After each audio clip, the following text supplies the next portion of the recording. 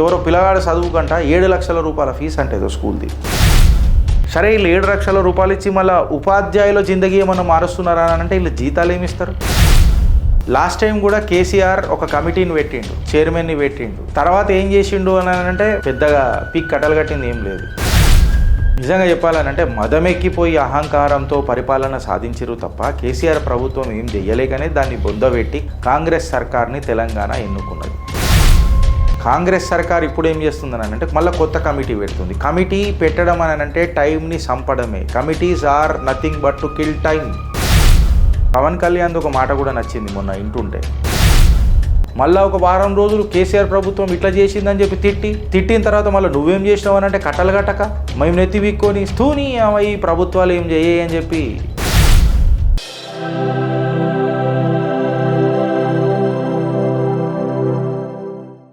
ప్రభుత్వ పాఠశాలలో మౌలిక సదుపాయాలు ఏర్పాట్లు జూన్ 12వ తేదీలో పూర్తి చేయాలని ఆదేశించింది. విద్యా ఫీజుల నియంత్రణపై మాజీ శ్రీధర్ బాబు అధ్యక్షతన కేబినెట్ సబ్ కమిటీని ఏర్పాటు చేస్తూ నిర్ణయం తీసుకుంది. రాష్ట్రం ఏర్పడి 10 ఏళ్లు పూర్తవుతున్న సందర్భంగా తెలంగాణ ఆవిర్భావ వేడుకల్లో కాంగ్రెస్ అగ్రనేత సోనియా గాంధీని ఆహ్వానించాలని తీర్మానించారు. 12వ తేదీలో పూర్తి చేయాలని ఆదేశించారు. విద్యా ఫీజుల నియంత్రణపై మంత్రి శ్రీధర్ బాబు అధ్యక్షతన కేబినెట్ సబ్ కమిటీని ఏర్పాటు చేస్తున్నామని నిర్ణయం తీసుకున్నది. ఈ విద్యా విధానం ఫీజుల పైన ఒక స్కూల్కి ఎవరో పిల్లగాడు చదువుకంట 7 లక్షల రూపాయల ఫీజు అంటే ఏదో స్కూల్ది. నేను చిట్టా తీస్తున్నా, కంప్లీట్ చిట్టా ట్రై చేస్తున్నాం ఫ్రెండ్స్. ఎంత సక్సెస్ఫుల్ అవుతామో తెలియదు. We have lot of things to do. Forest డిపార్ట్మెంట్కి మేము ఎక్స్పోజ్ చేసిన కథనం మీరు సాక్షులైనరు. ఐ ప్రామిస్డ్ యూ, నేను జిహెచ్ఎంసీ చేస్తా, చిత్ర లేఅవుట్ కూడా చేస్తా.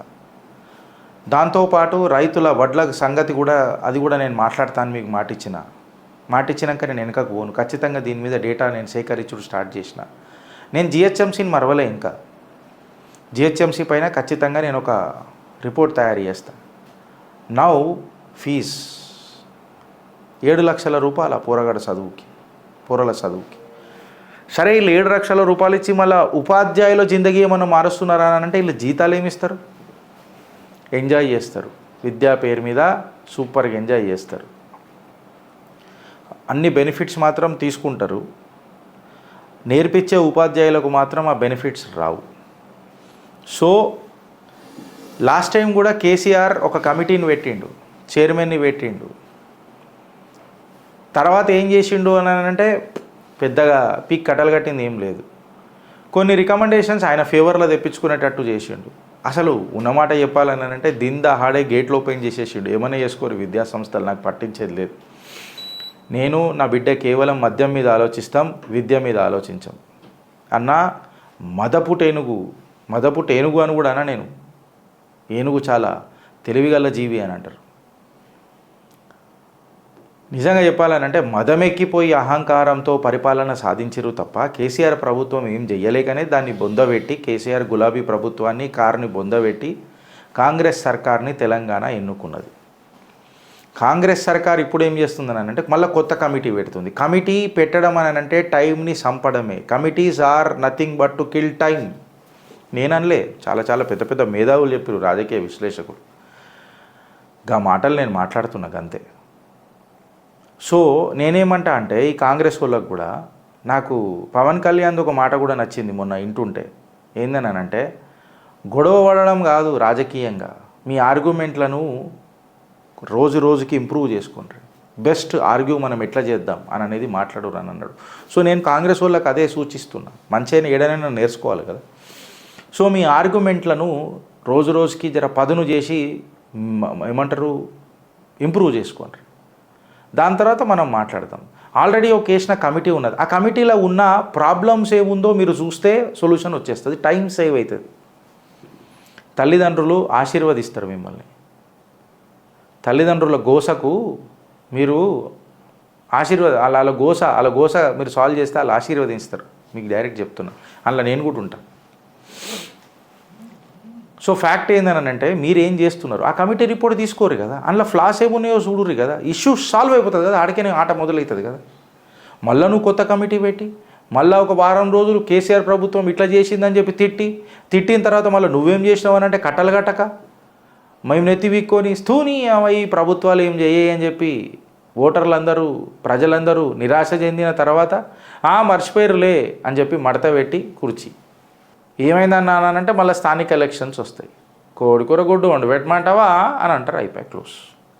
దీని తప్ప ఇంకేమైనా జరుగుతుందా ఫ్రెండ్స్ తెలంగాణలో? మీ కమెంట్ రూపంలో చెప్పుర్రు నాకు.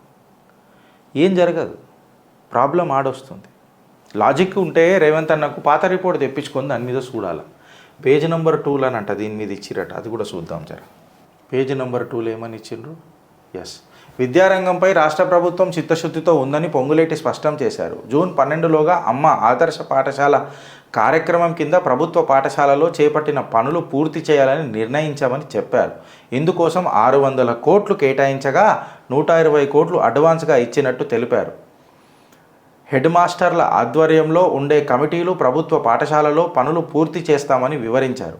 పాఠశాలలో సదుపాయాల కోసం క్యాబినెట్ సబ్ కమిటీ ఏర్పాటు చేశామని చెప్పారు. మంత్రి శ్రీధర్ బాబు చైర్మన్గా ఉంటారని తెలిపారు.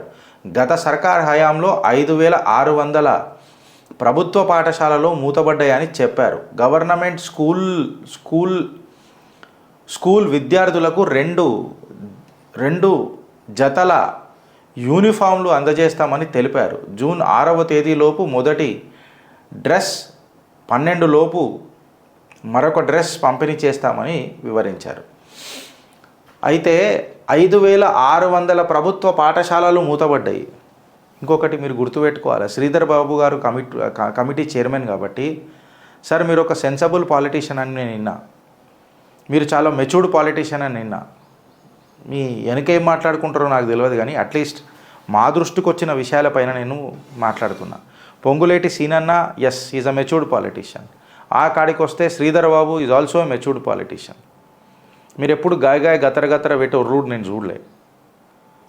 లాజికల్గానే మాట్లాడినారు, మ్యాజికల్గా ఏం పెద్దగా ఎక్స్పెక్ట్ చేయలే మీరు. సో లాజిక్లు ఉన్న నాయకులు కాబట్టే మీకు ఒక చిన్న ప్రశ్న ఇస్తున్నా, ఏంటంటే ఇవాళ 5600 కాలేజీలు మూతపడ్డాయి అని చెప్పి మీరు పాఠశాలలు మూతపడ్డాయి అని అన్నారు కదా. దీనికి తోడు బీఈడి కాలేజీలలో